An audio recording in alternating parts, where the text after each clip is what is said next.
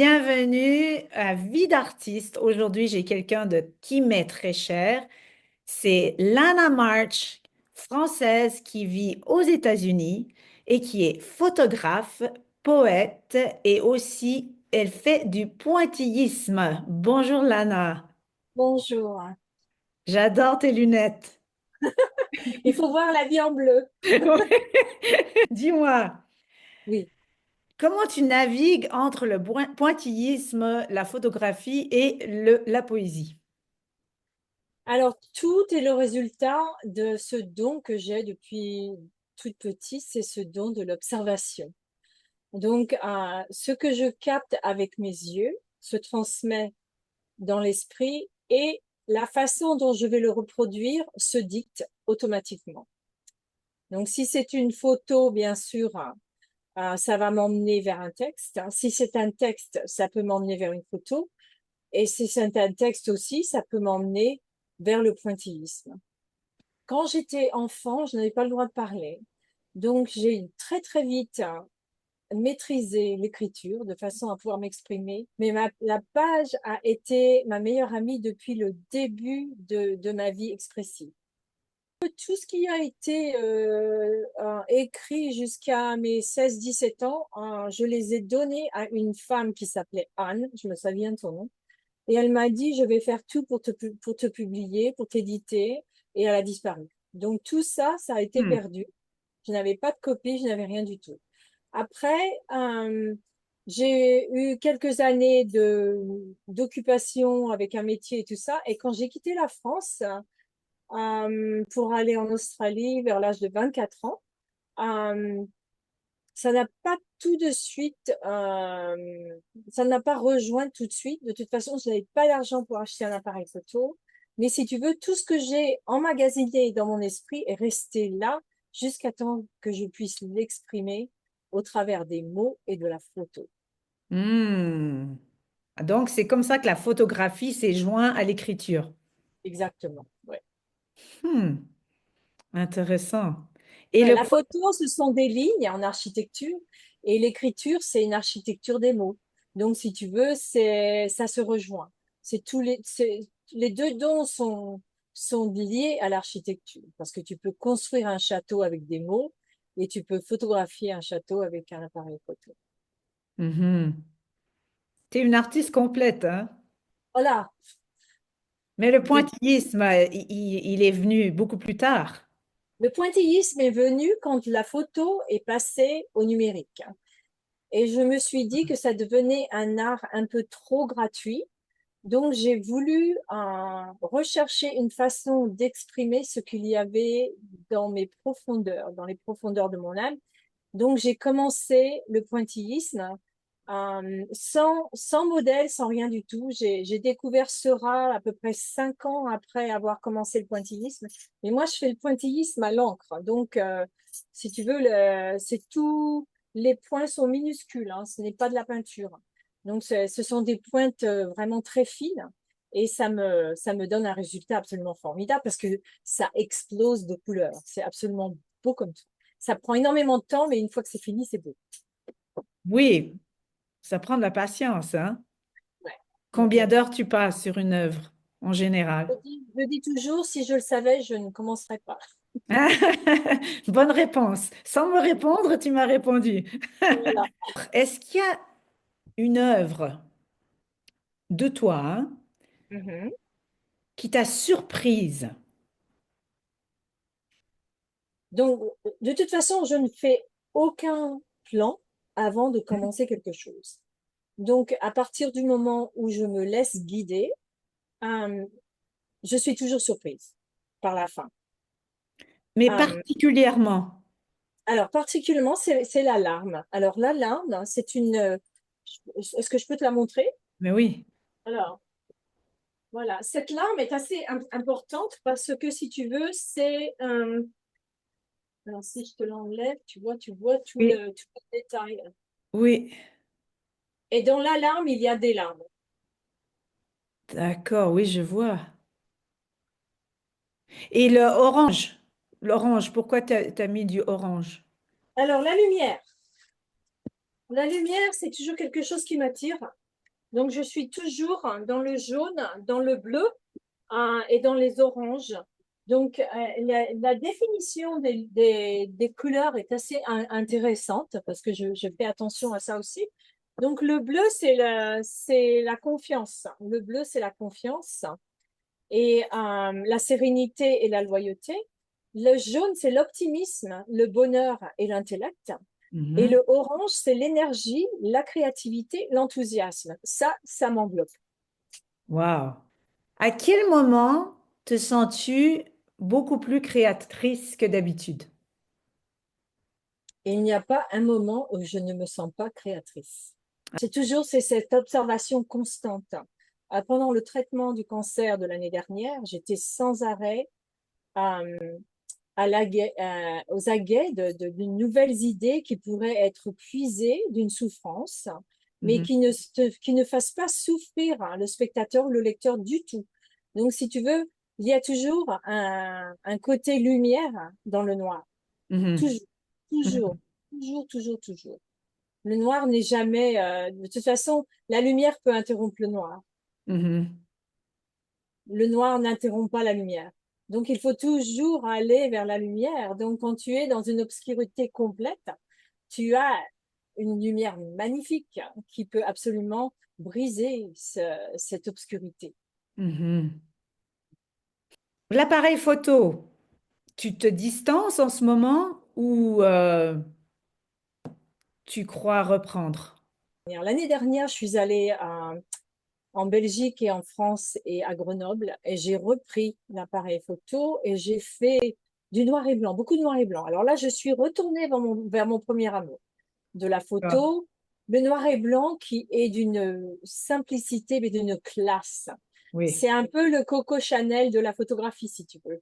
Mhm. Euh, où il y a, si tu veux, c'est pas le prêt à porter, mais c'est le prêt à voir.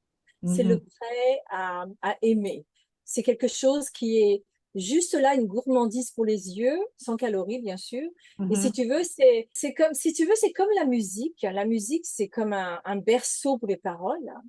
La photographie noir et blanc, c'est un berceau pour la pensée. Et aussi, l'expression passe beaucoup mieux en noir et blanc. Tout à fait. C'est tellement précis. Il y a une précision dans le noir et blanc. Et si tu veux, il n'y a pas l'interruption de la couleur. Donc, tu n'as que la lumière et l'obscurité qui sont main dans la main, image dans l'image. Et si tu veux, ça te fait un mariage absolument formidable. Mhm. Et tu as aussi créé des CD Oui, alors oui, magnifiques. ouais, juste un, ça s'appelle Paris Tranquille et j'ai encore les CD, mais j'ai fait ça avec Fred Alan Pontieux qui est de d'Arras et nous avons fait tout ça Paris Tranquille, tu vois. Nous avons fait tout ça ensemble, mais ça fait un bout de temps que c'est sorti, ça fait 4 ou 5 ans peut-être, je sais Mhm. pas. Mais tu lis toi-même tes textes. Je lis moi-même mes textes et si tu veux, c'est le complément de ma personnalité. Je n'ai aucun malaise à reproduire mes œuvres. Je me sens bien dans tout mon côté artistique. De toute façon, je suis trop artiste, je suis très artiste, je ne peux pas m'en empêcher. Mais comment avez-vous procédé pour ce projet? Parce que moi, j'ai entendu, hein. Oui. Et j'adore ta voix est jazz. Mhm. Et ce musicien a composé Oui, sur texte mes textes. Ouais. sur tes textes. Donc, Par tu lui as contre, des donné fois, les textes, il pardon? m'envoyait des compositions sur lesquelles je créais des nouveaux textes. Donc, il m'a envoyé aussi des compositions. Il m'a dit, par exemple, la valse de Royan. Il m'a envoyé la musique et j'ai fait un texte dessus. Donc, on va dans les deux sens. Mhm. Mais la plupart du CD, ce sont mes textes sur sa musique qu'il a composée. Et donc, je suis allée à Lille plusieurs fois pour faire les enregistrements dans un studio professionnel. Ça a été un compliment, mais je ne suis pas tout à fait satisfaite parce que je veux en faire un en anglais aussi, tu vois. Donc, j'essaye de trouver un musicien ici avec lequel je pourrais travailler sans avoir à voyager des milliers de kilomètres à chaque fois pour faire les enregistrements. Tu écris aussi en anglais. Oui, j'écris dans les deux langues, exactement. Et d'ailleurs, il y a des textes qui me viennent en premier en anglais et d'autres qui me viennent en français. Et si tu veux, je reprends le noyau de mon idée et je le retranscris mais je ne traduis pas. Parce que traduire de la poésie, ça ne va pas. Donc, Mhm. il faut Oui. réécrire. Tu recrées, tu recrées.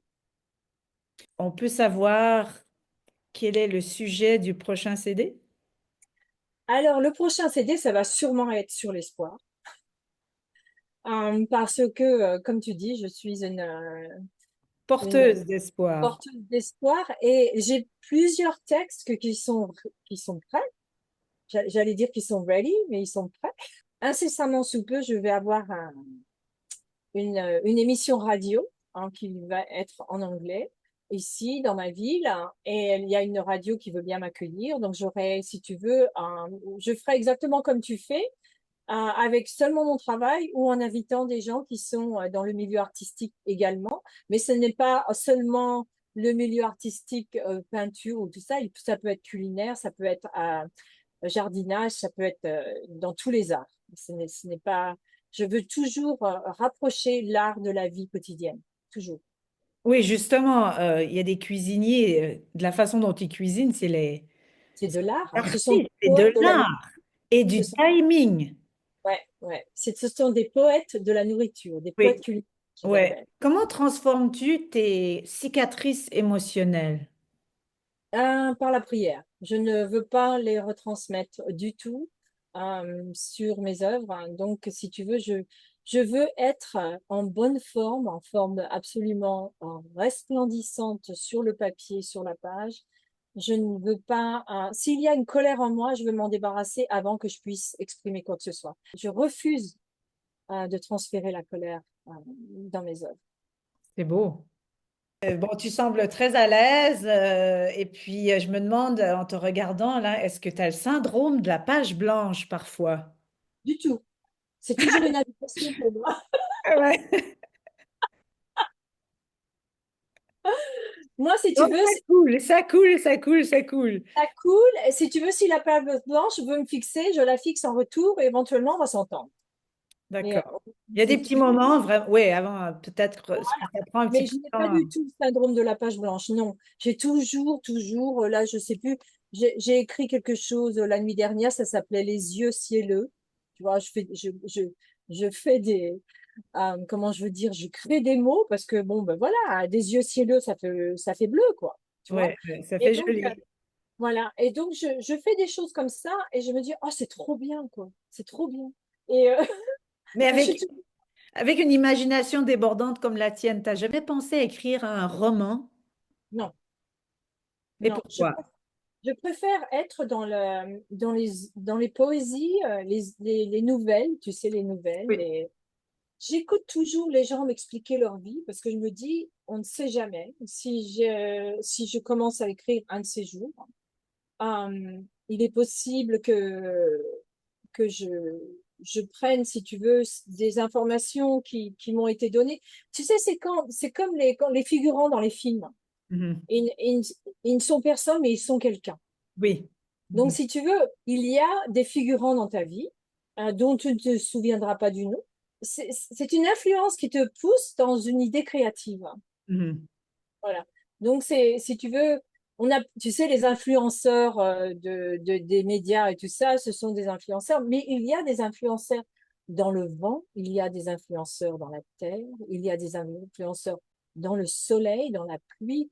Tout ça, les oiseaux qui chantent, tout ça, ce sont des influences que tu peux laisser entrer à l'intérieur de toi de façon à ce que tu puisses créer quelque chose qui puisse faire écho à toute cette beauté. Mhm. Mais quand tu navigues avec trois formes d'art, euh, tu fais comment? Ah, aujourd'hui, je fais du pointillisme. Aujourd'hui, je fais de la photo. Aujourd'hui, Je ne sais pas, c'est au jour le jour, c'est d'accord. ouais, Tu te laisses aller et ce qui vient, c'est ce que tu prends. voilà. Si tu veux, je peux te faire voir une photo que j'ai faite sur métal de l'an dernier que j'ai prise. Euh, Oh, tu peux alors, rapprocher. ouais. Donc ça, Oh, c'est une oui, photo que oui. j'ai prise. Donc c'est l'espace, la lumière et le silence. Je Oh, suis, oui, je suis très attirée par l'espace, par la lumière et par le silence. oui. Donc si tu veux, en tant que photo, tu peux voir ça. Tu peux le voir. Et il y avait une expo que j'étais allée voir à Paris de Willem Hammershøi. qui est un peintre. Mais ce qu'il y a, c'est que si tu veux, le silence et la lumière. Et moi, dans la photo, je vois ça. Je vois, si tu veux, les lignes qui te guident, les lignes toujours en diagonale, parce que la diagonale, elle a de l'espoir. Tu Oui. l'arrêtes. Si elle est droite, ça s'arrête. En diagonale, ça continue. Ah. Ça t'invite. La plupart de mes œuvres sont une invitation, comme la page est une invitation, comme tout est une invitation. Chaque jour est une invitation dans le beau, dans la beauté, chaque jour. Et même la nuit aussi, pareil. Et quand je vois cette photo, c'est aussi très mystérieux un peu. C'est une Oui, c'est le invitation mystère. au silence aussi. Oui, alors le mystère est dans le silence, si tu veux, mais le silence est un refuge également. Mhm. C'est un refuge parce que si tu veux, euh, tu peux être paisible à l'intérieur de ce silence-là. C'est Mhm. quelque chose qui c'est pareil, c'est un berceau pour tes pensées, c'est la même chose, tu vois. Mhm. Et comment tu fais quand tu fais des expositions? Alors, quand je fais des expos, je fais expo photo, je fais soirée poésie ou je fais expo pointillisme. Normalement, je sépare les trois. Si je fais photo, je peux amener quelques poésies. Là, je vais faire une soirée poésie le mois prochain dans un petit restaurant ici. Et normalement, si tu veux, j'ai aussi des œuvres sur lesquelles j'ai mis l'alarme. Et là, je vais faire une compilation de 25 poèmes pour 2025. J'en avais fait une compilation de 22 pour 2022. Et 23, 24, je n'ai rien fait parce que 24, j'avais un cancer. Donc, 23, c'était la sortie du Covid. Donc, voilà. Donc, là, je vais faire 25 poèmes pour 2025. Ils sont en anglais ou en français? Ah, là, c'est en anglais pour ici. C'est en anglais. D'accord. Oui, oui. Mais ce qu'il y a, j'en ai plein qui sont en français. Donc, quand mais ça me vient dans les deux, donc je ne sais jamais où je vais aller avec ça, tu vois. C'est comme si la plume me guidait, hein. C'est, c'est formidable, j'adore. Là, Charles Aznavour m'a donné un amour pour la langue qui Mhm. n'a, qui n'est jamais parti. C'était un homme qui était très respectueux de la langue française et qui la parlait absolument à perfection. Et il a été une influence pour moi toute mon enfance. Il était un peu si tu veux, l'artiste qui m'a présenté l'amour parce qu'il n'y en avait pas dans ma vie. Et je suis allée le voir 15 fois quand même sur scène. Euh, je voulais absolument déguster cette langue qu'il m'a aidé à découvrir. Mais son timbre de voix, mais c'est exceptionnel. Ah, complètement. Complètement. Si tu veux, il y a d'autres artistes que j'aime beaucoup, hein. J'aime bien Cabrel, j'aime bien Duteil, j'aime beaucoup d'artistes. Morane, qui me manque énormément. Oh oui, moi aussi. Ah, surtout Oui. quand elle chantait avec Michel Legrand et des choses vraiment d'une merveille, d'une profondeur. Mhm. Cette voix qui traverse son corps entier, tu vois. Mais tu n'as jamais pensé à écrire des textes pour justement des chanteurs?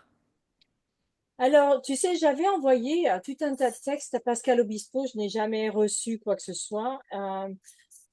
J'aime beaucoup Obispo aussi, j'aime bien Florent Pagny, j'aime bien ce qu'Obispo fait, j'aime bien sa musique, j'aime bien sa douceur. Euh, et si tu veux, c'est difficile de savoir quelle avenue emprunter pour leur faire parvenir mes œuvres. Mhm. Ça, c'est quelque chose qui est assez difficile. Mhm. C'est pas évident du tout. Donc, moi, j'aimerais bien, mais bon, ben voilà. Mais si tu veux, la célébrité, c'est pas quelque chose qui me tente. Je suis contente, je suis heureuse où je suis. Et si tu veux, il y a un écho à ma vie qui est là. Donc, ça va, c'est bon. Mais c'est comme écrire des livres, quoi. Souvent, les gens, ils racontent que ça a été Oh là là, jeté terrible. 25 fois jusqu'à ce que je trouve quelque... Marc Lévy, il en parle. Il dit qu'il a été rejeté 57 fois, je pense, avant d'avoir Voilà. Puis voilà, merci beaucoup, Lana, d'avoir été avec moi. Mhm, Merci d'avoir partagé tes passions, mhm, d'avoir aussi partagé ton optimisme et ta vision sur la vie. mhm. J'espère te revoir bientôt en chair et en os. Oui, bien sûr. Et on peut se trouver sur les ondes aussi quand tu veux. Voilà. Alors, je t'embrasse et merci beaucoup. À bientôt. Ciao.